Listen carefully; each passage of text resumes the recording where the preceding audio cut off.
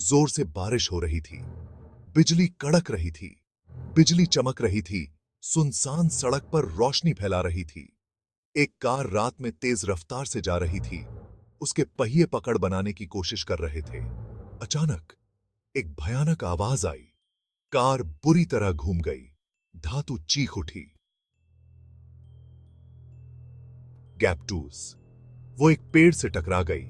टक्कर की आवाज रात में गूंज उठी, सन्नाटा छा गया। सिर्फ लगातार बारिश की आवाज आ रही थी। तूफान उग्रता से चलता रहा, रात के खौफ के सबूतों को धोता रहा। लेकिन कुछ दाग इतनी आसानी से नहीं मिटते। हवा में रात छुपे हुए थे, पेट्रोल और खून की गंध जितने भारी। रात ने अपनी सांसें रोक रखी थी, सुबह और उसके साथ आने वाले भयानक सच का इंतजार कर रही थी।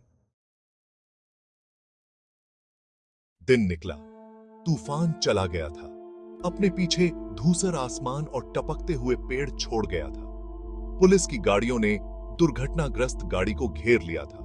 एक सफेद चादर के नीचे एक शरीर पड़ा था।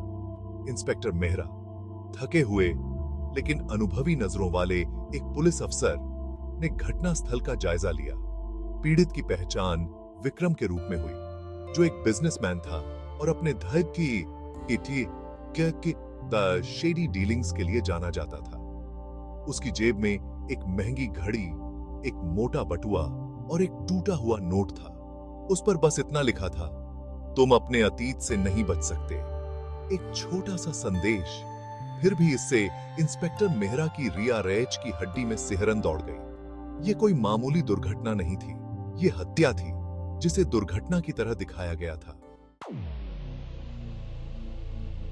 शक की सुई विजय पर जाकर टिकी, जो एक निर्दयी बिजनेसमैन था और बिजनेस और प्यार दोनों में विक्रम का प्रतिद्वंद्वी था। वे एक कड़वे झगड़े में बंद थे, उनकी दुश्मनी जग जाहिर थी।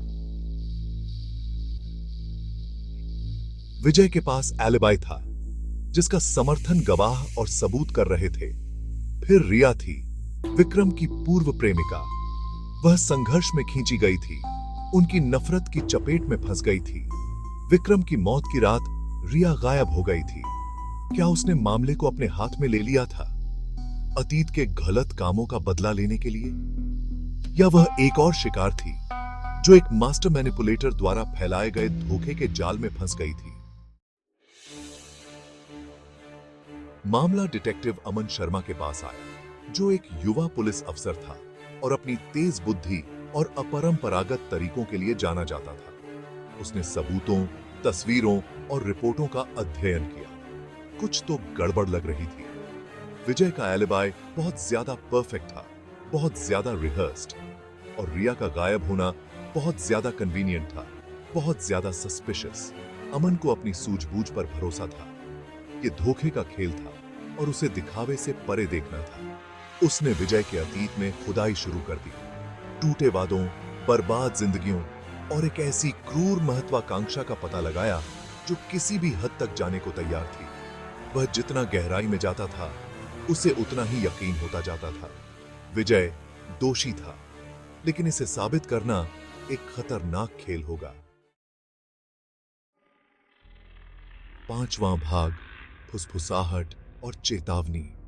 जैसे ही अमन ने विजय पर शिकंजा कसा, उसे धमकियां मिलनी शुरू हो गईं। गुमनाम फोन कॉल, गूढ़ संदेश, उसकी नजरों के सामने मंडराती परछाइयां। कोई चाहता था कि वह पीछे हट जाए, सोते हुए शेर को न जगाए। लेकिन अमन इतनी आसानी से डरने वाला नहीं था। उसने पहले भी बुराई का सामना किया था और वह इससे विचलित नहीं होगा। वह सच्चाई के जितना करीब पहुंचता गया, उतना ही खतरनाक होता गया।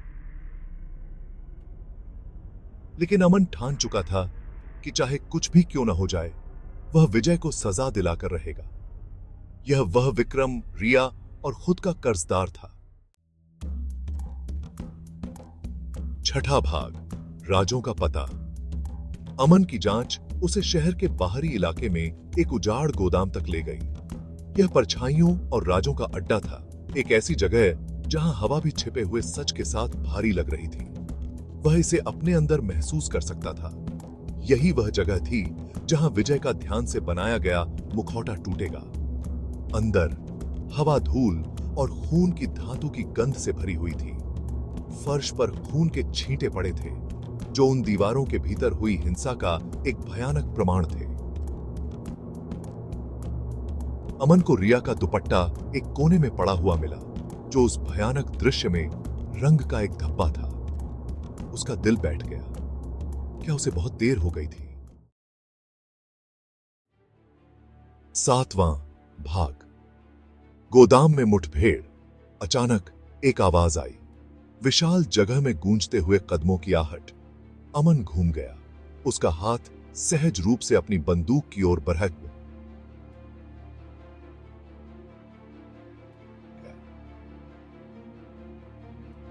परछाइयों से एक व्यक्ति उभरा, जिसके हाथ में बंदूक थी।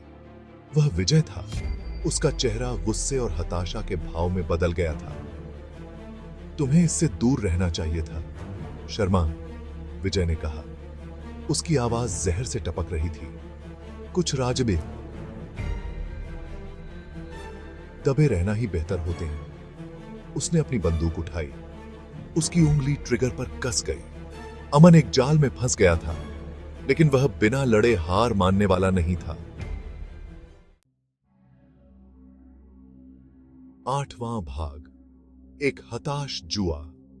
एक तनावपूर्ण गतिरोध शुरू हुआ। सन्नाटा केवल उनके दिलों की धड़कन से टूट रहा था। अमन जानता था कि वह विजय को सीधी लड़ाई में नहीं हरा सकता। उसे अपनी बुद्धि, अपनी चालाकी का इस्तेमाल करना था। उसने एक गहरी सांस ली। समय पाने के लिए। सब खत्म हो गया है, विजय, अमन ने कहा।